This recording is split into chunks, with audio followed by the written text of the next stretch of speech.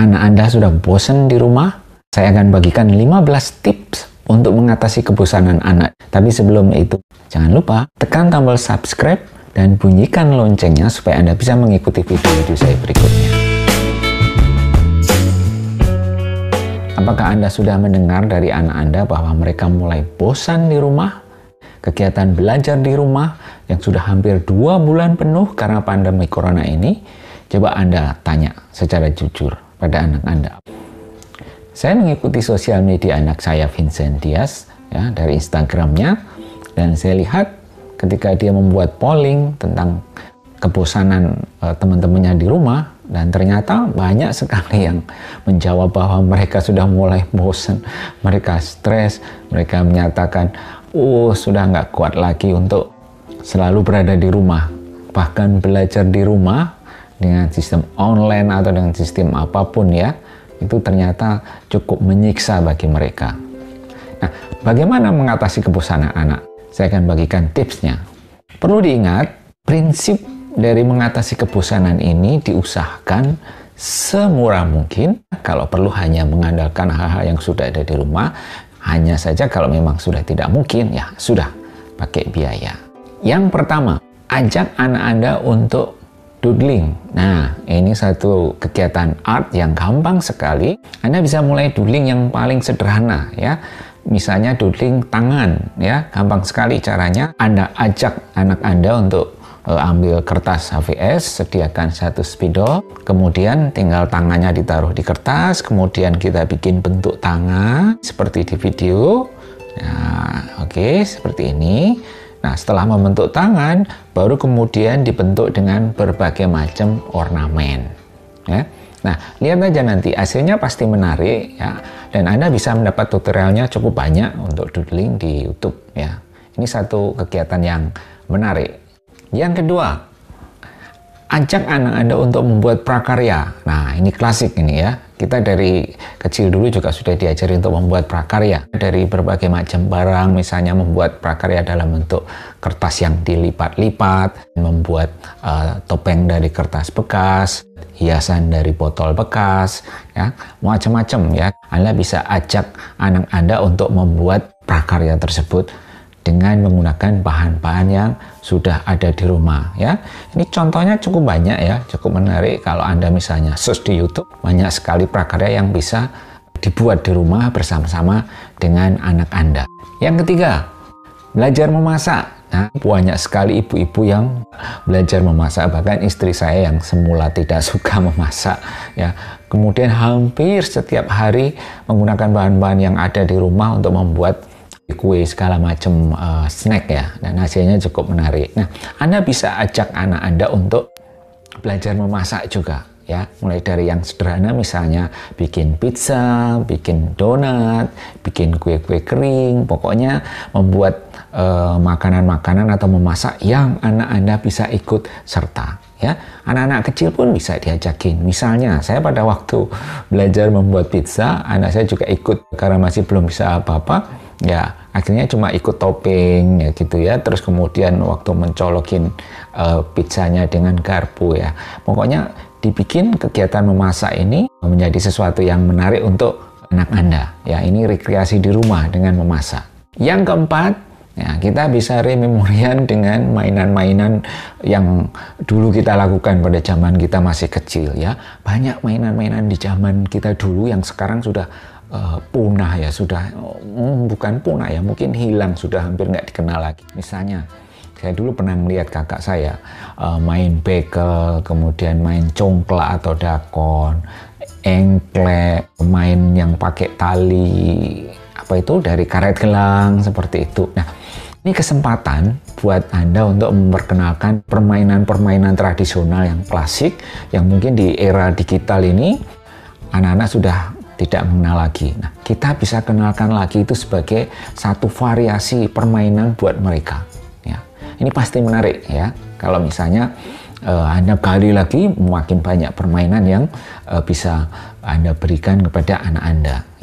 Yang kelima, belajar melukis di atas kaos. Kalau misalnya Bisa beli lewat online, kaos-kaos polos boleh. Tapi kalau nggak ada, Anda bisa gunakan kaos-kaos bekas, kemudian tinggal sediakan spidol hitam. Ya, nah di situ Anda bisa menggunakan kegiatan yang doodling semula dengan kertas, sekarang dialihkan doodling di atas kaos bekas. Ya, mungkin ada kaos-kaos anak kita yang sudah jarang sekali dipakai. Nah itu kesempatan ya, dioret-oret gitu ya, kaos-kaos bekas yang katakanlah masih menarik dan bisa dihias, bisa dikreasikan itu. Oke, kita bikin sebagai medium untuk mengekspresikan rasa seni kita ya, apapun dicoret-coret, pokoknya yang bisa bikin anak kita fun. Nah nanti kalau kaosnya udah dihiasin dengan berbagai macam coretan ya dipakai aja, nanti tinggal dilihat apakah mereka happy atau enggak ya. Menurut saya kalau ini untuk anak-anak masih usia SD, usia SMP ini bisa menjadi permainan yang menarik sekali. Yang keenam, mungkin anak Anda belum mengenal coloring yang dalam arti yang lebih luas lagi ya. Kalau coloring yang biasa dilakukan oleh anak-anak SD biasanya gambar-gambar yang sederhana ya. Nah, Anda mungkin bisa buka katalog online ya, di situ cukup banyak buku coloring. Nah, coba didorong anak Anda untuk coloring yang lebih menantang ya. Di toko buku saya lihat cukup banyak buku-buku coloring untuk relaksasi, untuk mengurangi stres, coloring untuk mandala, itu cukup banyak dijual di pasaran ya. Bahkan Anda bisa mengeprint itu langsung dari media-media online ya. Nanti tinggal ajak anak Anda untuk mewarnai yang menurut saya lebih menantang ya. Karena mungkin bagi sebagian anak-anak ini hal baru. Dan pilih gambar yang bagus-bagus, gambar yang nuansa artnya kental sekali ya. Mandala termasuk salah satu yang menarik sekali untuk kita warnai. Kertas yang sudah diwarnai itu bisa dikumpulkan dan kemudian pasang di figura atau dibendel di satu folder tertentu supaya nanti menjadi satu kumpulan karya mewarnai dari anak kita. Saya pikir kalau bisa mendapatkan gambar-gambar yang sangat bagus, gambar-gambar yang nuansa artnya tinggi ya, itu nanti kalau diwarnai hasilnya kemungkinan bagus sekali kalau dipasang ya. Kalau misalnya di dinding rumah kami, Anda bisa lihat di video ini, itu ada gambar-gambar doodle tapi masih hitam putih ya. Nah, yang model seperti ini masih bisa diwarnai menjadi lebih menarik lagi. Yang ketujuh, untuk mengatasi kebosanan, Anda bisa ajak anak Anda untuk hunting mainan baru di toko-toko online. Nah, kalau ini sedikit mungkin sedikit mengeluarkan uang ya, tapi oke lah. Anda bisa cari barang-barang yang menarik yang mungkin anak Anda belum pernah lihat atau belum pernah membeli. Saya misalnya waktu itu iseng-iseng untuk hunting mainan anak-anak dan kemudian menemukan satu permainan yang menurut saya cukup unik ya, cukup merangsang kreativitas, yaitu bola-bola magnet ya, yang kecil-kecil. Saya beli yang agak kecil itu, satu wadah itu kira-kira harganya sekitar 90 ribuan ya, cukup terjangkau. Nah, yang menarik adalah bola magnet ini bisa dibentuk macam-macam sekali ya, sehingga ini bisa merangsang kreativitas anak kita ya. Misalnya anak saya yang kecil, Selin, suka sekali mainan bola magnet itu. Ketika disusun-susun bisa menjadi cincin, bisa menjadi gelang, bisa menjadi kalung, dibikin kayak semacam anting juga bisa ya. Banyak kreasi yang bisa dilakukan dengan menggunakan bola magnet itu, dan menurut saya ini menarik ini. Selain sekedar permainan, dia juga bisa merangsang kreativitas anak saya. Mungkin ini bisa mengatasi kebosanan anak. Yang kedelapan, nah, Anda bisa ajak berwisata virtual. Nah, ini sekarang menjadi menarik sekali.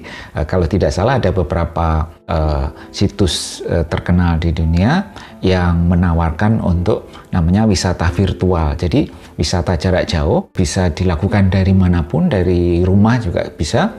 Sehingga anak kita yang mungkin biasanya suka sekali main kemana-mana bisa diajak untuk berwisata virtual tersebut. Atau Anda bisa manfaatkan Google Map ya. Mungkin anak Anda selama ini belum terlalu mengeksplorasi fasilitas yang ada di Google Map tersebut ya. Anda bisa mengajak mereka untuk melihat lokasi-lokasi yang penting di dunia ya melalui layar laptop mereka ya. Google Map bagus pokoknya. Anda bisa explore banyak sekali di situ dengan anak Anda, ya. Dorong anak Anda untuk tahu tempat-tempat yang selama ini mungkin hanya mereka dengar, hanya mereka baca, ya. Mungkin anak Anda sudah pernah mendengar juga kota-kota yang penting, kota-kota yang indah di dunia. Tapi ini sekarang saatnya Anda untuk mengajak mereka explore lebih jauh lagi melalui Google Map. Asik kok, saya udah melihat ini keren banget ya Google Map ini fasilitasnya. 9. Ajak anak Anda untuk bermain game. Nah, ini hampir semua anak suka ya. Mungkin malah orang tua yang tidak banyak terlalu suka, bahkan takut kalau anaknya terlalu sering main game. Nah, tapi jangan lupa, menurut anak saya yang suka sekali dengan main game, kadang-kadang mereka juga bosen. Jadi kalau main game kalah terus, pakai cara ini itu kalah terus, ya biasanya mulai bosen dan gamenya diletakkan. Mungkin anak Anda yang pecandu game sekalipun pasti ada rasa-rasa bosen ya. Nah, kalau kondisinya seperti itu, Anda tinggal mendorong mereka untuk memvariasikan gamenya ya. Yang biasanya misalnya sukanya Mobile Legends, coba dialihkan, yuk coba deh PUBG. Atau yang sudah bosen PUBG, boleh deh main Mobile Legends dan macam-macam permainan. Atau bahkan permainan-permainan yang unik-unik yang mungkin baru bisa diketahui kalau dicari bersama-sama. 10 ya, explore aplikasi. Di Android itu banyak sekali aplikasi yang seru-seru ya, yang bisa dibikin. Aplikasi edit foto, kemudian aplikasi untuk menggambar, aplikasi untuk membuat kartun, aplikasi untuk membuat poster, kemudian aplikasi untuk presentasi sederhana. Macam-macam sekarang semuanya ada dan bisa didapatkan secara gratis. Anda tinggal membimbing anak Anda untuk mengeksplor aplikasi-aplikasi tersebut. Ya, di YouTube juga banyak sekali tutorial untuk menggunakan aplikasi. Yang paling saya suka belakangan adalah aplikasi KineMaster ya. Biasanya dipakai oleh para YouTuber untuk membuat videonya menjadi semakin menarik dan enak ditonton. Ya, jadi ajak anak Anda untuk eksplor aplikasi sebanyak mungkin. 11. Ajak anak Anda untuk explore channel-channel YouTube yang baru. Misalnya anak saya Selin suka sekali channelnya Ryan. Terus kemudian kalau Vincent suka sekali channelnya Mia Ok, channel gaming yang keren itu. Atau Just No Limit. Dia juga suka sekali channel calon sarjana. Anda tinggal mengajak anak Anda untuk explore channel-channel baru yang mungkin bisa menarik perhatiannya ya, supaya hilang bosennya. Misalnya Anda ajak untuk mengunjungi channel-channel tentang vlogging, kemudian channel tutorial tentang bagaimana membuat film pendek, atau channel tutorial tentang memasak, channel tutorial tentang menjahit, atau channel tutorial tentang menulis, seperti yang akan dibangun di channel ini. Nah, itu mungkin akan menarik. Atau bahkan kalau misalnya Anda mau, Anda ajak anak Anda untuk melihat channel-channel misteri. Wah, ini salah satu cukup menarik buat saya, yang channel-channel misteri misalnya punyanya Sableng TV, Kandang Setioko, Pemburu Misteri 21, kemudian Ekspedisi Alam Lain. Itu banyak sekali channel-channel yang menarik ya, yang memberikan pengetahuan-pengetahuan yang mungkin tidak pernah kita ikuti sebelumnya. Nah, tujuannya adalah memberikan sesuatu yang baru kepada anak kita ya, tentunya tetap dengan selalu selektif terhadap channel-channel yang mungkin tidak layak untuk usia anak-anak kita ya. Tapi menurut saya masih banyak sekali channel yang bisa dieksplor di YouTube ya. Nah, kalau itu ditawarkan kepada anak kita, dia akan mendapatkan alternatif baru dan ini mungkin sedikit mengurangi kebosanan dia. Yang ke-12, Anda bisa ajak anak Anda untuk berlatih menjahit. Nah, ini mungkin cocok untuk anak-anak perempuan, tapi saya nggak tahu, mungkin anak laki-laki juga bisa didorong. Nah, menjahit apa? Mungkin kalau menjahit baju terlalu susah, menjahit rok terlalu susah. Coba menjahit yang sederhana saja, misalnya membuat masker atau menjahit masker ya. Saya lihat cukup banyak tutorial untuk membuat masker sederhana. Nah, anak kita bisa didorong untuk membuat masker kain ya. Karena sekarang masa pandemi corona semua diwajibkan untuk memakai masker. Nah, saya baru saja tadi keluar dengan anak-anak sekeluarga setelah hampir 2 bulan kami tidak kemana-mana ya. Kami lihat masih banyak sekali warga yang tidak menggunakan masker. Saya nggak tahu apakah mereka tidak punya atau tidak mau pakai ya. Tapi mungkin dugaan saya memang mereka tidak punya masker. Nah, menjahit masker ini bisa menjadi kegiatan amal yang sangat mulia menurut saya. Ya, anak Anda bisa diajari untuk membuat ini sambil ditanamkan nilai-nilai solidaritas sosial. Siapa tahu mereka jadi semangat untuk membuat masker yang nantinya dibagikan. 13. Mulai belajar membuat vlog. Nah, ini saya termasuk baru belajar untuk ngevlog, ya, memanfaatkan YouTube yang sudah sekian tahun ditinggalkan.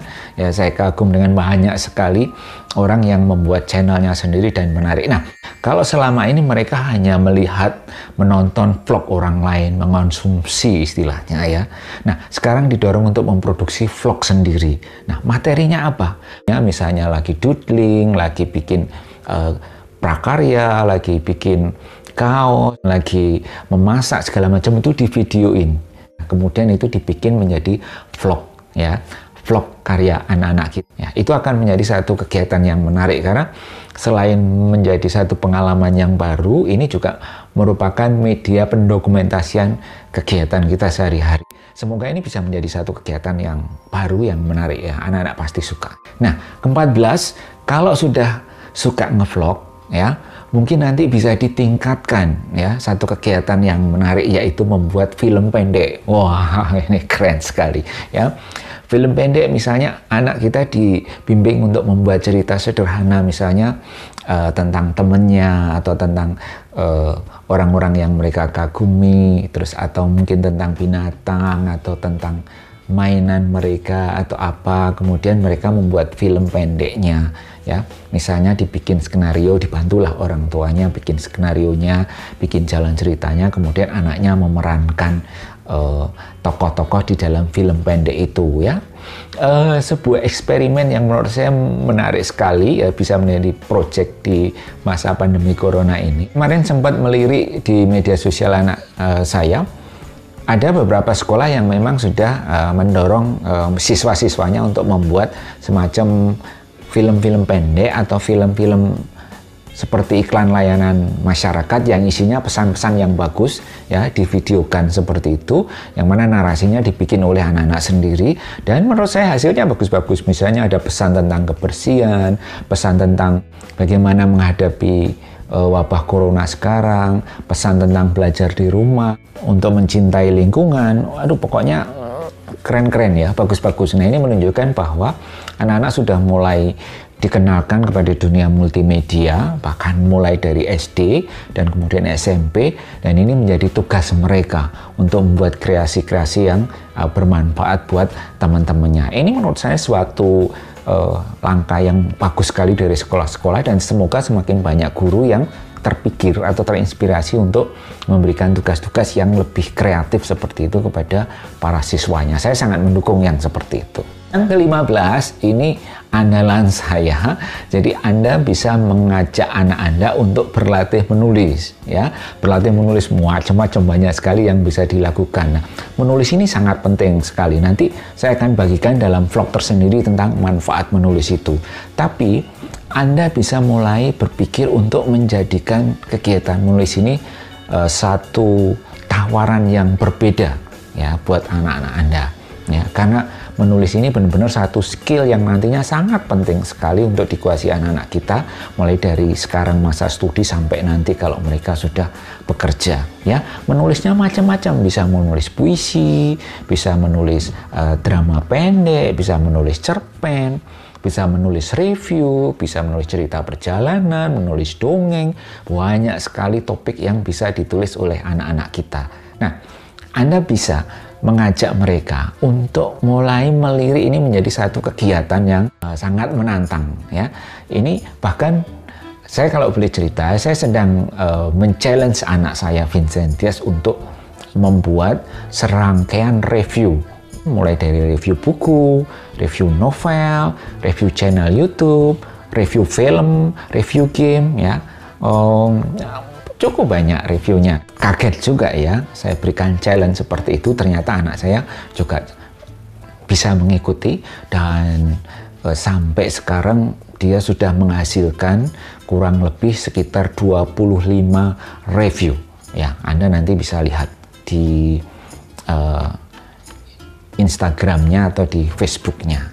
Beberapa mendapatkan komentar yang cukup positif. Saya ada ide supaya kegiatan-kegiatan untuk menghilangkan kebosanan ini dicari atau diatur sedemikian rupa supaya kegiatan itu nantinya tetap berorientasi pada hasil yang bisa didokumentasikan, ya. Contohnya, kalau membuat postingan-postingan atau vlog-vlog nantinya kalau dikompilasi itu akan menjadi satu rangkaian karya yang layak untuk dibanggakan. Misal, belajar menulis untuk anak-anak ini juga menarik nanti kalau karyanya makin banyak kemudian dikumpulkan.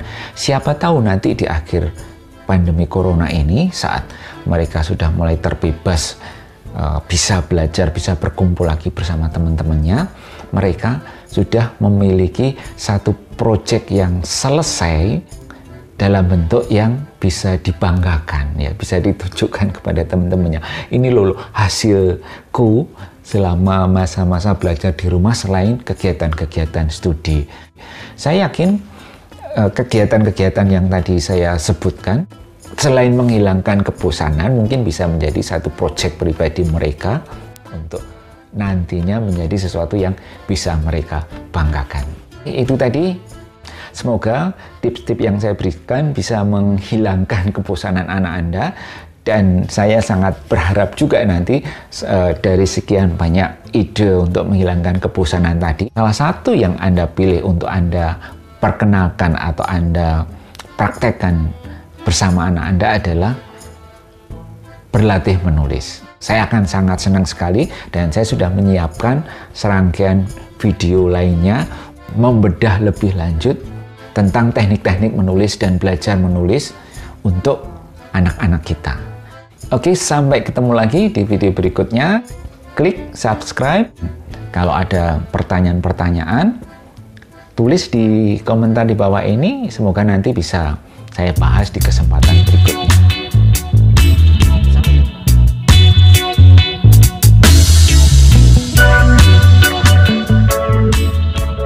Ini akan penting. Oke, semua membantu dan